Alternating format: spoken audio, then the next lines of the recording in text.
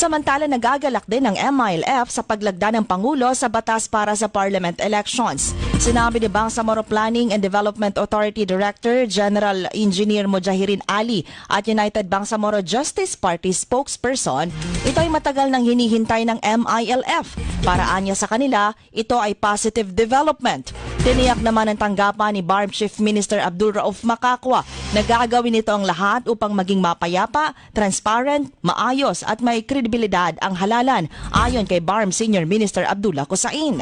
Para sa Mahardika Party, isang regional parliamentary political party sa BARM, ang paglagda sa batas ay katuparan ng matagal nilang hangarin para sa isang makatarungan, may dignidad at maunlad na Bangsamoro.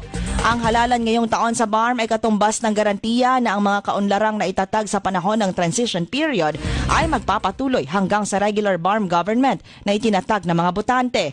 Ayon naman ito kay BARM spokesperson at Cabinet Secretary Asnin Pindatun.